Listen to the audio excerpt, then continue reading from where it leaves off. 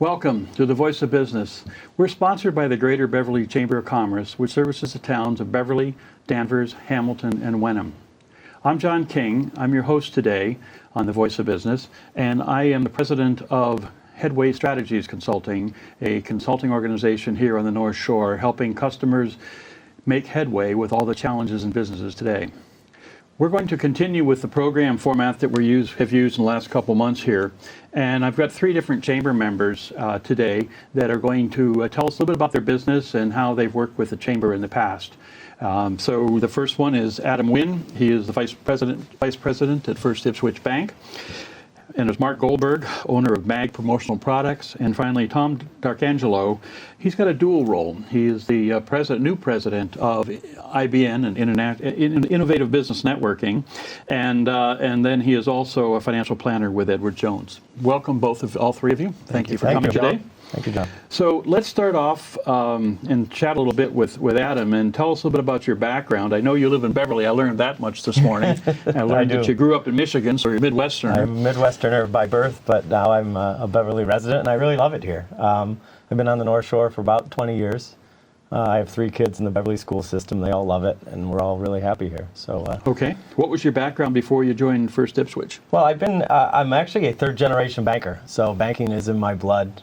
My father, my grandfather before him, were all in banking, and it was almost a natural fit for me coming out of college. And I really enjoy it, and local banking is even better, working in a community-like setting in Beverly and kind of getting to know your customers a little bit better than you would at a bank of kind of a bigger size. Sure. Well, tell us a little bit about First Ipswich. How big is it? First Ipswich is in a good spot. It's a local bank amongst a lot of other bigger banks in town. We ourselves are a local bank, $500 million in asset size. We're part of a greater umbrella owned by the Brookline Bank Corporation out of Boston, a public banking company. But when they acquired us several years ago, they let us maintain our own brand, our own identity, and we service our customers, and they really let us function like an independent bank. And with the disappearing of a lot of smaller banks in this area, our new addition to the Danvers market really is filling a good need for a local bank, I think, and I think a lot of people are receptive to that. Yeah. So my background is, I've been in banking since I've been in college, so it's definitely in my blood. Okay, and how big is Ipswich Bank in terms of branches? We First Ipswich have 6 different branches. We're in Danvers, we're in Essex, we're in Rowley, we're up in Ipswich, obviously, of course, and we're in Newburyport. Okay. That's our branch presence locally. But nowadays with technology, if you want to go into a branch, that's great. But we have our full suite of services available, obviously, online as well. So we have that scale. I'm an old guy, so I do like to go into the branch rather than some of the other things we have available to us. But I do check my balances online and do things like that. But yes, I do like to go in the branch. Yeah, well, I mean, the nice part about our setup is we are a small bank, but being owned by a larger bank, we have all the technology that you would find in a medium to larger size bank, but we give it's at the disposal of local bank customers that are used to going to a small bank. That's a major benefit to you, I'm sure. Well, it is. I mean, every bank's got the same color money, right? It's all green. So the only way to differentiate yourself nowadays is by servicing the client and answering the phone and executing on what you say you're going to do. Okay. So what types of services do you offer? I mean, outside of the traditional checking and savings accounts, on the business side, we have a full suite of cash management products, that are available to do any number of transactions, whether it be domestic or international. We have foreign exchange trading platforms. We have remote deposit capture machines where you don't have to go into a branch if you're a commercial customer and you just want to scan it in through a scanner. And again, we offer commercial lending for real estate. We offer it for business lending, term loans, lines of credit, and all the full suite of products that you'd find in any larger institution. Okay. Anything new coming up that you're about to introduce to the marketplace? Lately we've been making contact with a lot of municipalities and providing good cash management service to them. They're not necessarily lending customers, and I'm not just a commercial loan officer. I'm more consider myself a relationship manager. So I try to present the whole bank when I'm out meeting with clients. And we have like I said, we have high horsepower capability with our cash management products. So we're just trying to get the word out amongst, the local towns. We have our cash management officers all running all around, meeting with different municipalities and trying to get the word out that we have that kind of, that kind of horsepower. So we talked a little bit about what makes you unique and the idea that you're affiliated with a larger group, so you get your technology benefits out of it. How long have you been with the Chamber? I've been into the Chamber in this form at this bank for 2 years now. I've been with other banks in the past where I was also a member of the Beverly Chamber. So I'd say all in all, I have 3 or 4 years of membership with the Chamber. And I think it's a great organization. And I'm not just saying that because I'm a Beverly resident. I mean, it has helped me with networking. It's helped me with developing a lot of relationships. And that's the key to my business, is meeting people and getting to know and making deeper connections with the local business community. And it's gone really well, and that the Chamber has played a vital part in that. Good. What would you say, you had a little bit of a heads up on everybody in that you've had banking relationships with your father and your grandfather, you said, but what would you say to somebody that wants to get into banking today? It's a good profession. I think it gets passed over. Kids nowadays coming out of college that want to go into money or finance or financial management of any capacity, I think banking kind of gets overlooked. It's not, people think, well, I wouldn't ever want to be a bank teller. I would never want to be a branch manager or anything like that. I mean, there's so many different careers in banking that people probably really aren't aware of. And it's a good, honest profession where, you don't have to work the 80-hour Wall Street week, yet you can make good, deep relationships. You can get to know a lot of people, and you can learn a lot in the meantime. So, somebody that's considering, I think what I'd say to college kids is give it a look, because not many people are giving it a look, and it's something to consider. And we're actually short on talent. I think over the next 10 to 20 years, a lot of people. I'm relatively young for a loan officer and relationship manager. There's going to be a lot of bankers retiring over the next 10 to 20 years, so it's a good time to get into it. There's going to be a lot of shoes to fill, so don't overlook it, I guess, would be my advice to somebody young and thinking about it. So do you start out is it a build up where you start out as a teller and work your way up? Banks kind of get you through into the lending industry in a variety of different ways. I mean, bank managers, traditionally banks always used to have some sort of management training program that they would put their people into, and they'd get to see different parts of the bank. Those have largely gone by the wayside, but you can get into banking by way of retail banking, just getting your foot in the door as a teller or an assistant branch manager or something like that, or you go into corporate finance or commercial lending out of college if you can get some exposure to some people that are on the commercial side of the business and network in that way. It's a good way to get into it. So how has your industry changed in the last couple of years? And I mean, we've got online banking, online loans, you can go to Quicken Loans and all that kind of stuff. And technology has revolutionized our industry, and I don't think it's going to replace bankers anytime soon. I mean, technology has gotten to where smaller loans are getting done a lot quicker and a lot more efficiently, and with a lot less people touching them. But commercial banking and corporate finance are always going to have a need for larger business loans that get evaluated the way we always traditionally have looked at credits, and that and a lot of that has to do with the borrower's character and how good a company are we really talking about here, more than just what a individual credit score would just show. So technology has really revolutionized the industry, but there still is banking, and now more than ever, people want to be serviced. Because every bank, again, we're all us bankers are all dealing with the same community of customers, and how is my service any different? Well, it's service at the end of the day. Right. So to not be taken out by technology. Okay, that's good. Well, thank you very much. Thank you. Let me go on to Mark and tell us a little about your business. I know you've had your business for about 30 years. Did I get that right? Well, I would say going back to my father wasn't in the same business, but he had an apparel business, so that I would go back more than 50 years. And it's, obviously it's changed over the years, but I've been in sales for my whole life. And a lot of times when people say sales, like you said about banking, a kid would shake his head and say a salesman. They think of the worst thing, but I'll tell you, it's a great way to make a living and work for yourself. If you work hard, know your product, and give customer service. So I've been in it forever. Well, Mark, had a 2-week job when I was in college selling encyclopedias door to door. I would not recommend that. But I understand. It's not for everybody, but Well, if you have that was not for me. Yeah, But, you have to be a go-getter and have a personality to go with it. But that was what it was. it's So been anyway, very rewarding for me. So tell us about your business and what your business is about. I mean, your promotional products. Yes, but people say that, and when they think about promotional products, I think about coffee mugs and T-shirts and stuff like that. And of course, those are products.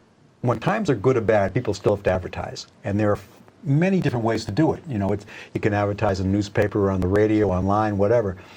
But if you want to do direct to your customer and use that as an advertising tool, promotional products can be very effective.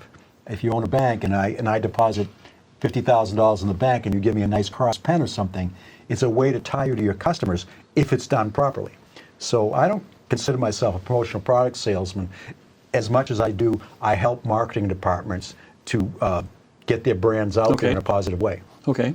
So you do graphics and things like that as well? Well, while I work for myself, I have a whole group of people that do graphics. Okay.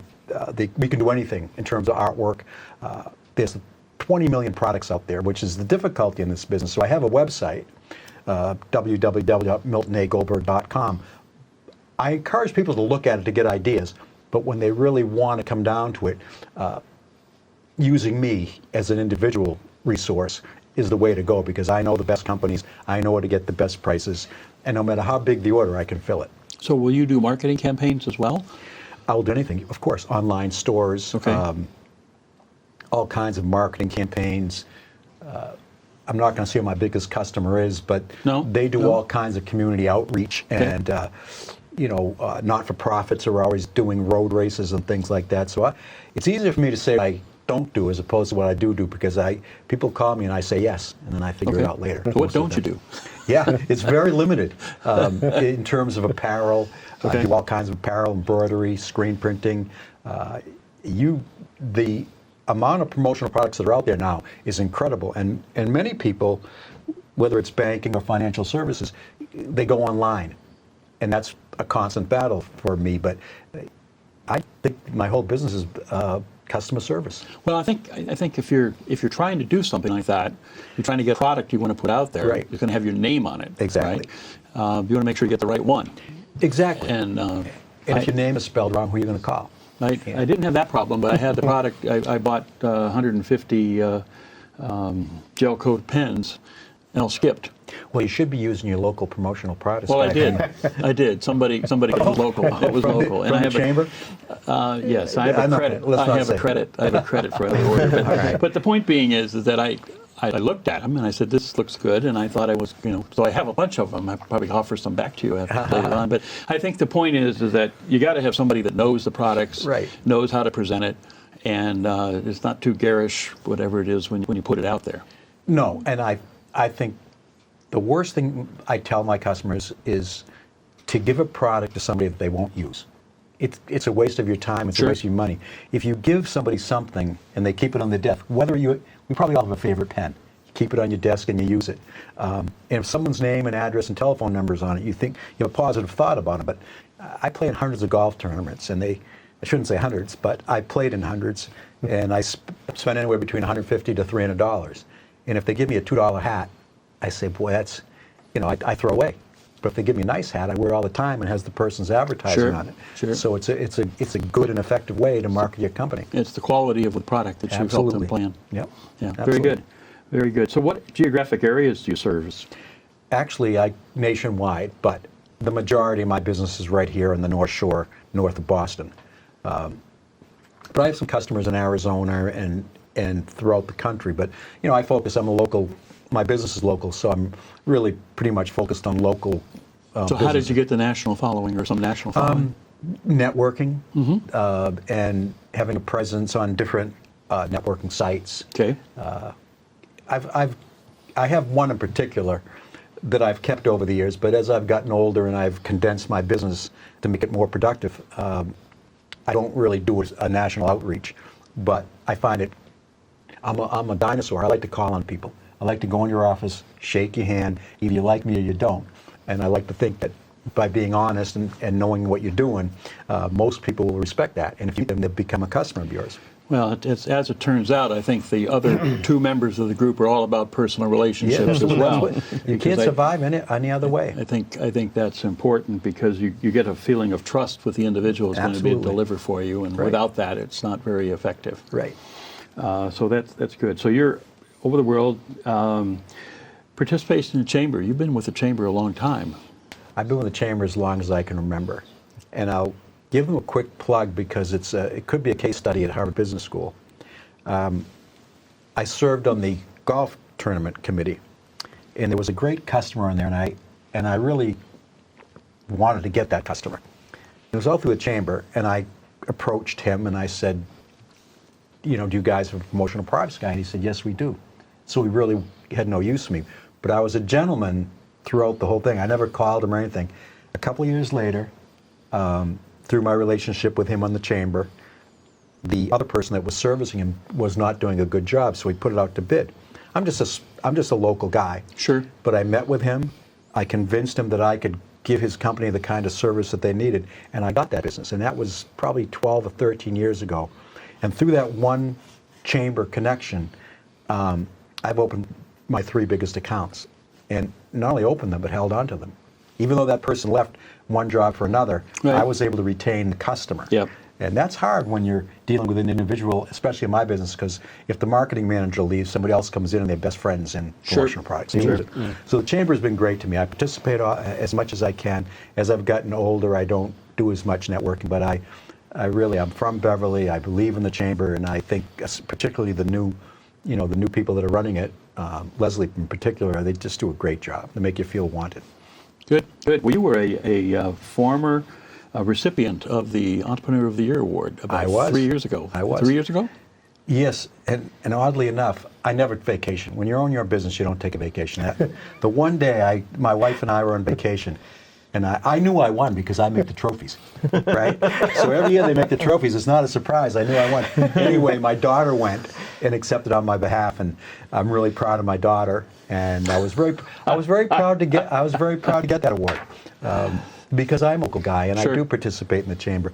And my business is not a small business. It was when I started, but now it's a pretty decent size. Good.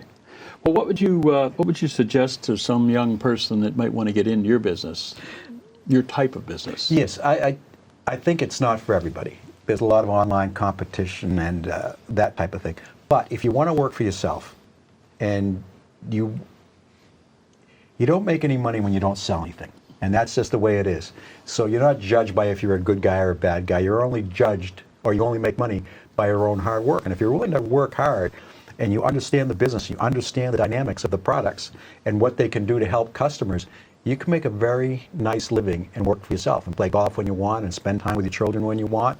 But at the beginning, all you can do is go out there and join the chamber or network with BNI or the new networking group that you have. But I think it's great for someone who just has that personality and wants to own their own business. There's no real barrier to entry, and if you're good at it, you can do very well for yourself. Well, very good, very good. I joined the chamber 5 years ago because I had been on the road with my previous company all the time. I didn't have any local contacts, so it was a chance for me to meet some people through the chamber, and I found that valuable as we went on to it. Well, thank you. So the way to get a hold of you is we've got a mark at miltongoldberg.com. Milton A. Goldberg. Milton A. Goldberg. That's my father's name. Yeah. Okay. And we've got a phone number on there, too, that's coming up on the screen as well. So that's good to get a hold of you in there. All right, so now we have Tom D'Arcangelo, and Tom's in here in a dual role. Tom is a financial planner with Edward Jones, but today he's representing a chamber membership we have with the Innovative Business Networking. We call it IBN. And full disclosure, I am past president of IBN, where Tom took over for me in January. And he's been doing a super job. So Tom, tell us a little bit about your background, and then we'll get into what IBN is about. Yeah, so I was born in Lynn, Massachusetts, and graduated locally here from North Shore Community College, and then Arizona State, and I've been a financial advisor for 31 years. In addition to that, I'm the president of IBN and Innovative Business Networking. and we're a local networking group that was started in 2008, and it was started by 3 founders of our club. In addition to that, their goal at the time was to acquire and maintain new clients. And what they wanted to do was go back to the basics. So that's what IBM did, and that's how they were founded. So, in terms of some of the things that we have with IBM, we've got 23 members now. You corrected me on that Yep. this morning. So, talk about the types of people that are in the group and how we've structured it. Yeah, so we have a broad array of people in different businesses and different industries.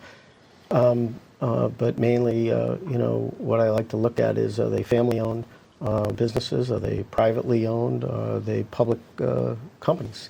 And I will tell you that everybody in our group is unique, and they all have a very unique story to tell. So we have, and it's just that we have some folks that are in the medical profession and medical services. We've got some people that are in insurance, banking, legal, so forth. So it's a group of 23 people. Yeah. You're going to correct me again. 23 people who meet on a weekly basis.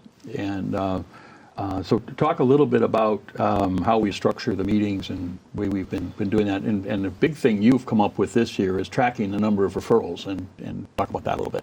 Yeah, I think that, when I was talking to you and I became the president, my focus was growth. And I think it's just important to grow businesses. And when I talk about that, I'm talking about IBN also, to grow the group. And I think that when you grow and you're green, and it's just a great feeling. So what I wanted to focus on was getting new members to be part of our group. And I did that aggressively. And when we started the year, we had 20 members, and now we've got 23, and we'll have 25 by the end of the year. Okay, and talk a little bit about some of the community activity that we do, because we're not just a bunch of guys sitting there, a bunch of guys and girls sitting around and talking about referrals, but we do some work in the community. And you started something this year, which was new to the group, and that was you might want to share the story on that. Well, I think that the most important thing for us is to go out and be leaders in the community, and there are different ways to do that. And the way we decided to do it, a new way for us, was to go out and serve dinner at at one of the local places that helps people out who are down a little bit on their luck, so to speak. In addition to that, we have a scholarship fund that is that we give out. That's $500 a year, and lastly, we have an event called Shark Tank, and that event is where we go to the local high schools and get a group of people from each school to come at an event on an evening that we pay for, and to make a presentation based on some analysis they've done on businesses in the community. And when they do the analysis, they make the presentation on what they might be able to do to make that business be better. And at the end of the event, what we do is we pick who the winner is. It's done actually by some judges, and what happens is we give them a $1,000 award for 3 different high schools. So this is part of the DECA program, which is a business program in the high schools, and so we've been working a lot with Danvers. I forget who all we had in there, but we had a pretty broad array of high schools. Probably four different high schools that participated, and their task was to go out and meet with the business and then analyze it and come up with some recommendations. So I found that to be helpful for those businesses that participated. So how would you suggest somebody come and learn about IBN? Yeah, I think learning about IBM is easy, and it would be a 3-pronged approach. Number one, I think they would go to our website and get a feel as to what our goals and objectives are and what we're trying to accomplish. 2 is, I think that if they came to 1 or 2 of our meetings, they could get some additional information on on what makes IBN work. And then lastly is they could use my email or phone number on the screen today and get in touch with me, because as far as I'm concerned, there's nobody better to talk to who's someone who's living it week to week. And that's the great part of IBN. We do meet every week, and that way it's always on the forefront of your mind. Good. Well, very good. We meet at Danvers Indoor Sports. So if someone who's listening to this message is interested in IBN rather, just reach out to us and come to a meeting. Okay. We've got some preferred contact information up on the screen, I think, or will be up there. But I want to go around robin and just see if there's anything that each of the three of you might want to add to the discussion we had this morning. Any takeaways that you want to offer up? No, I'm happy to be here. I appreciate the opportunity. Like banking is changing every day. There's a lot of interesting things in the marketplace. I'm finding, interestingly, that a lot of business owners don't have a legacy plan, and they need to talk about a possible business acquisition if it's not going to get passed down to a family member. That's a niche that I've developed lately that has gone very well, and I'm finding that there's a missing piece in the market there to serve that need. There's not a lot of family members taking over their parents' business. They don't want to stay in it, or they want to do something else. And these businesses, which are very good, very strong, viable, small to medium-sized businesses, need to find an owner, and that needs to get financed. So, Right. a local bank working with a local company on something like that, it's critical. So Okay. that's something that I've been doing a little bit of, and I'd love to do more of it and help out the companies that want to keep on going. Okay. Very good. And the chamber, as I can imagine, is going to be very instrumental in that and continue to help me deepen my local relationships. We've done some shows on that. Chat to you about that later, but Sure. go on from there. Yeah, no, thank you. Mark? Yeah. Well, first of all, I want to thank you, John. Okay. And after listening to you speak and being a member of the chamber, there's really no substitute for networking, whether it's IBN or the Greater Beverly Chamber of Commerce or wherever you do it. And those can lead to great opportunities, because referrals are the lifeblood, I should say, of any business. And as for myself, it's all about how do you want to promote yourself, and how do you want to present yourself, and how do you want to have your brand look when it's out in the community. And one other thing before I know the show is wrapping up, joining community groups, whether it's being on boards of directors or whatever you can do in your own community, it's good for you and it's good for business. Because people might think you're just a banker or salesman, whatever it might be. But if they see you in a role that you're doing it just for the good of doing it, if you Sure. participate in your local community, no matter how you do it, I think that's something that most people overlook when they're in business. You live in Beverly, you should try to do things that you In the can in your own community. community. Yeah, absolutely. more. Tom? John, thank you. Thank you for having me here today. I really, really appreciate it. I just think that it's really important that we go out and be a leader in our community, a leader in our neighborhoods, a leader in the place where we live and work every day. And in addition to that, I think it's very important that if you're a serious business person and you're serious about your business, then you would want to join an organization like IBN. And the reason being is because referrals equal revenues, and we're all trying to grow our business. That's right. That's right. Okay. Well, thank you all three for coming in today. We have to do a little wrap up here as we finish up our show. And what I'd like to reinforce rather is that one of the things that we first started off when we did this show, I guess 3.5 years ago, was keep it local. So encourage everybody out there to keep it local and buy from local businesses. And that goes a long way into helping the community stay intact and the community grow. If you're interested in a show that you think we ought to record here, you can get a hold of me at jking@headway-strategy.com, and I'll be happy to talk with you about it, or get a hold of Leslie Gould at the Chamber and offer up a suggestion to her. This program will be aired on BevCam, and eventually will be put up on the Chamber's website as well for people that missed a chance to see it then. So with that, on behalf of the Greater Beverly Chamber of Commerce, I thank you for listening, and we'll look forward to seeing you next time. Thank you.